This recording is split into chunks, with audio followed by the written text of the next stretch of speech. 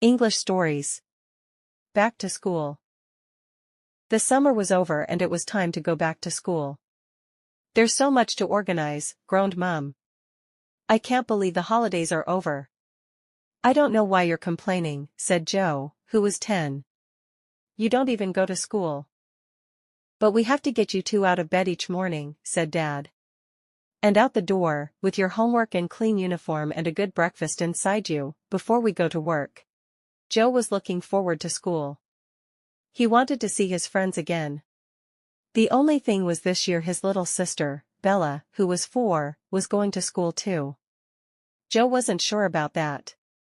I hope Bella won't be a nuisance, he said to Mum. Oh, she'll soon make friends, said Mum. You'll hardly notice she's there. Joe wasn't sure about that. Bella was very excited. She kept showing everyone her new pencil case and bag and water bottle, and Joe felt he'd seen them 100 times. Finally, the morning came. The alarm went off and Joe and Bella tumbled out of bed and into their new uniform. Mum shoveled cereal into bowls, and everyone gulped it down. Then Dad yelled, "I'm late," and ran to get the bus, and Mum looked at her watch. Come on, kids. Let's be quick. I've got work too. When they arrived at the playground there were children and parents everywhere. Joe waved at one of his friends. Hey, Finn. How are you? Bella had been looking forward to school. But now, with big kids running everywhere, and all the noise, she wasn't sure. She took tight hold of Mum's skirt. Mum, she whispered.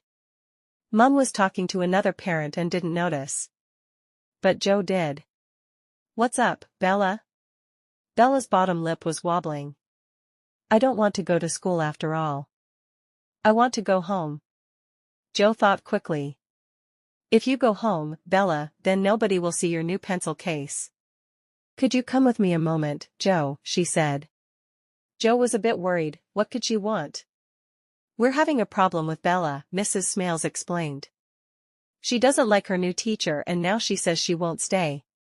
In her classroom, Bella was hiding under a table in the dressing-up area. She had her head buried under the costumes, and she was howling. Joe crawled under the table. What's the matter, Bella? He asked. I don't like her, said Bella, pointing at her teacher. She's a wolf. What? Said Joe. It's just my name, said the teacher impatiently. I'm Mrs. Wolf. She's not really a wolf, said Joe to Bella. She hasn't got a tail. How do you know? Joe groaned. He'd known Bella would cause problems at school. And she's got big teeth, said Bella. Then Joe had an idea. Even if she is a wolf, he said, then maybe she's a good wolf. Lots of wolves are. It's only in fairy tales that they are wicked.